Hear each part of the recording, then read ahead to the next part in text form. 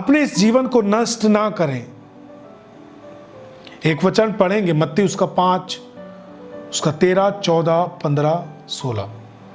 आप जितने भी जवान लोग हैं, ये आपके लिए संदेश है। आप मालूम कौन है? बाइबल कहती है तुम पृथ्वी के नमक हो। तुम पृथ्वी के कौन हो? नमक हो। सुने कि आप पृथ्वी के नमक हैं। आप और हम नमक हैं।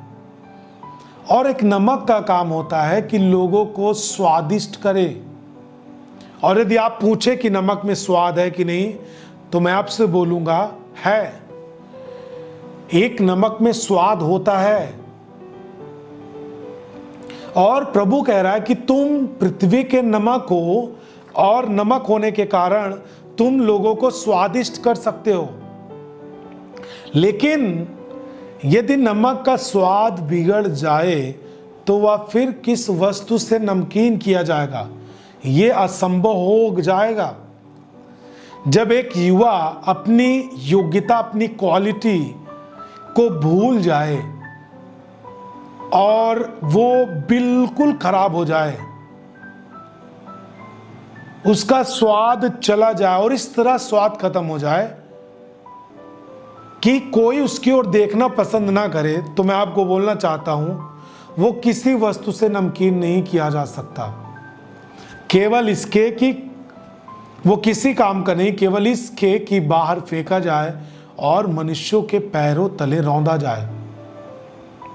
गांव के मार्केट में जब आप कभी कभी जाते, जहां पर बड़ी मार्केट लगती है, वहां पर आप देखते हैं कि वस्तुएं जो हैं किस तरह से जो खराब हो जाती है, जो सड़ जाती है।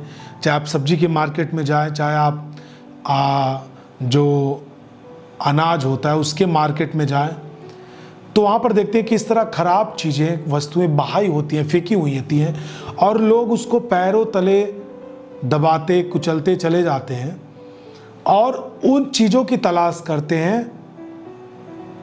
जैसे मान लीजिए मैं बैगन खरीदना चाहता हूँ, तो बैगन के जब आप सब्जियों के मार्केट में जाएंगे तो बहुत सारे बैगन आपको ऐसे रास्तों में आपको गिरे मिलेंगे कि आप उसे उठाएंगे।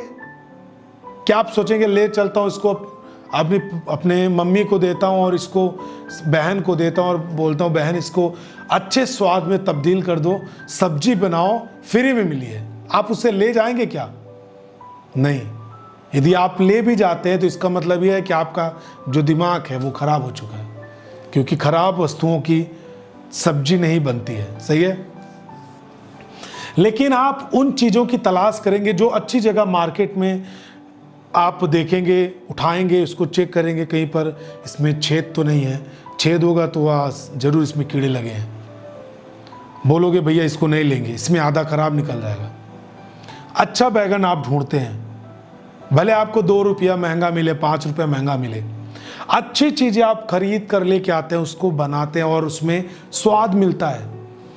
तो आप बताइए, जिसमें स्वाद नहीं, जिसमें क्वालिटी नहीं, जिस वस्तु में, वो केवल पैरों तले रौंदा जाता है, नष्ट किया जाता है, फेंक दिया जाता है। वैसे उस युवा का जीवन होता है जो अपने जीवन का स्वाद नहीं समझता, जो अपना नमकपन का स्वाद नहीं समझता, जो ये नहीं समझ पाता कि मेरी जिंदगी में क्या स्वाद है। स्वाद का मतलब कि क्या चीजें आप कर सकते हैं।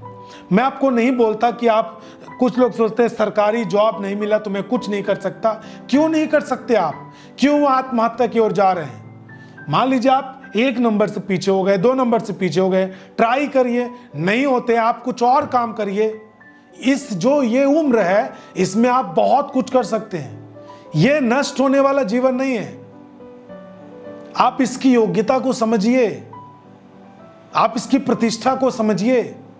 जो व्यक्ति समझ नहीं पाता, जो समझ नहीं पाता, वही इसको नष्ट कर देता है।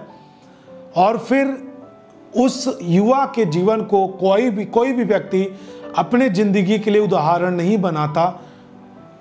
न फिर आपकी ओर कोई देखेगा और आप बोलेगा ये बिगड़ा हुआ लड़का है, बिगड़ी हुई लड़की है, इसके जीवन की बात चर्चा क्या करें। मैं आपको बोलना चाहूं तो आपकी बहुत बड़ी कीमत है। आप पृथ्वी के नमक हैं।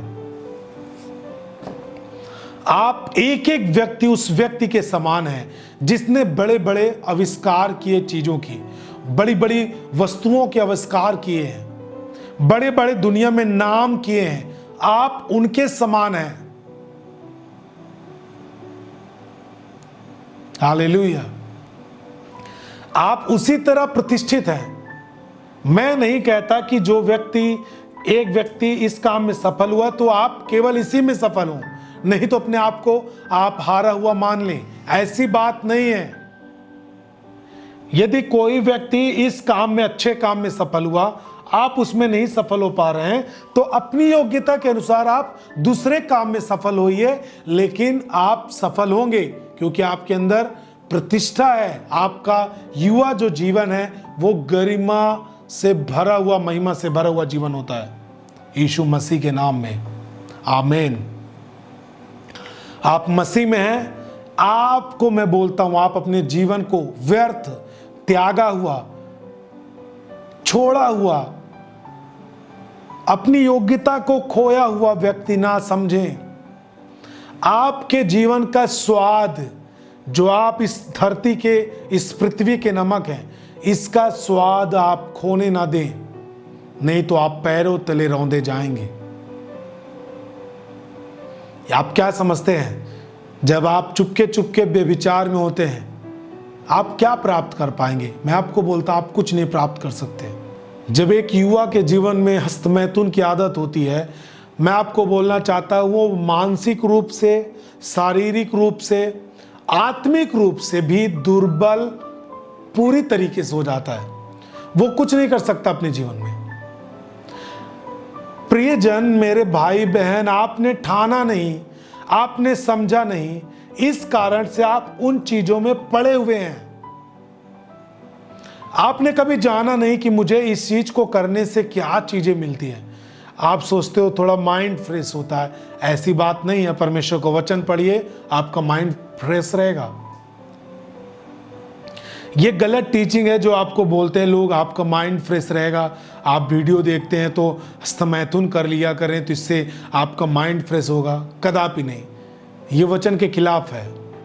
इससे एक युवा मानसिक, भौतिक, आत्मिक, शारीरिक तौर पर बिल्कुल कमजोर हो जाता है, वो कुछ नहीं कर सकता। हालेलुया। उसी को आगे दिखाएं, वचनों को आगे ले जाएं 14 में। और दूसरा उदाहरण देता है प्रभु यीशु मसीह आपको, तुम जगत की ज्योति हो। मैं आपको बोलना चाहता हूं, आप नशे में हैं, आज आप यदि तैयार हैं, प्रभु आपको छुड़ाएगा। आप जगत की ज्योति है प्रिय मेरी बहन, आप जगत की ज्योति हो। आप भले बदनाम हो चुकी हो, लेकिन यदि आप आज निर्णय लेती हो, आप जगत की ज्योति हो। यह बदनामी का प्रभाव, यदि आज से आप निर्णय लेकर उसके पीछे हटते हैं और आप छोड़ देते इन बातों को, और आप अपनी जिंदगी में बदलाव का निर्णय लेकर आप प्रभु के पीछे चलते हैं, गलत कामों का आप त्याग कर देते हैं, 1 महीने के अंदर जब आप अपनी गवाही को लोगों को देंगे, मैं आपको बोलना चाहता हूं, 1 महीने से पहले ही आपकी जिंदगी से नाम धराई खत्म हो जाएगी। आपकी बदनामी के, आपके ऊपर से बदनामी के असर खत्म हो जाएंगे और लोग आपको बोलेंगे ये बहुत बदली हुई लड़की है, बहुत बदली हुई बहन है। आमीन। मैं आपको उदाहरण देता हूं ऐसी स्त्री के विषय में जो यीशु मसीह से, जिससे यीशु मसीह का इनकाउंटर हुआ, यानी बातचीत हुआ। उस सामरी स्त्री के बारे में जो याकूब के कुएं पर जल भरने को आई थी और यीशु मसीह उस याकूब के कुएं पर बैठा हुआ था। वो स्त्री जल भरने आई और जल भरते भरते फिर यीशु मसीह से उसकी बातचीत होती है। और आपको मालूम, वो स्त्री बहुत ही गलत थी। वो 5 पति कर चुकी थी, 6ठे के पास थी। प्रभु ने बोला जिसके पास तू है वो भी तेरा पति नहीं है। जब उसको ये बातें पता चली, अब आप सोचिए कि जिसकी जिंदगी में इतने सारे काम हो, इस तरह के गलत काम हो, वो गांव में चर्चित तो होगी, लोग उसको जानते तो होंगे, कोई सामने नहीं बोलता होगा, लेकिन लोग उसको चुपके से एक दूसरे से बातचीत करते समय तो लोग उसको बोलते होंगे, ये स्त्री बहुत खराब है, बहुत ज़्यादा खराब है, ये ऐसे है, इसके जीवन ऐसा है। लेकिन आपको मालूम, जब प्रभु यीशु मसीह ने उसके साथ इस तरह की बातें की और यीशु मसीह से बातें करते करते उसकी ज़िंदगी बदल गई और उसने गांव में, नगर में जा करके सबको बताया कि मेरी बातें इस दुनिया के उद्धारकर्ता से हुई है, भविष्यवक्ता से हुई है। और वो गांव के लोगों को बताना शुरू किया और गांव के लोगों ने भी जाकर यीशु मसीह से मुलाकात किया। और उसके बाद से उस स्त्री का जीवन जो था एक अच्छे स्त्री के नाम में जुड़ गया और उसके जीवन की नामधराई मिट गई। आमीन। आप भी तैयार हो जाएं। आप ज्योति हैं। क्यों वचन आपको याद दिला रहा है? क्यों आप भूल चुके हैं? इस कारण से क्यों वचन आपको याद दिला रहा है? आप पृथ्वी के नमक हैं। क्यों? क्योंकि आप भूल चुके हैं, आपने अपनी योग्यता भूल चुके हैं। आपके अंदर जो ज्योति है आप भूल चुके हैं। आप सोचते हैं कि मैं एक व्यभिचार करने वाला ही व्यक्ति हूं, मेरा जीवन इसी में खत्म होगा, मैं अब बाहर नहीं आ सकता। इस मानसिकता में आप बन चुके हैं, इस कारण से आप बाहर नहीं आना चाहते। मेरे भाई और बहन, जितने भी मुझे जवान लोग सुन रहे हैं, आपने ये ठान लिया है और आपके दिमाग पर इस बात का सील लग चुका है, इस कारण से आप उससे निकल नहीं पा रहे हैं। आप सोचते हो मैं इससे अच्छा नहीं हूं, मेरी जिंदगी बहुत खराब है, मैं कुछ नहीं कर सकता, मेरे पास पैसे नहीं है तो मैं कुछ नहीं कर सकता, मेरे पास गरीबी है इस कारण से मैं कुछ नहीं कर सकता।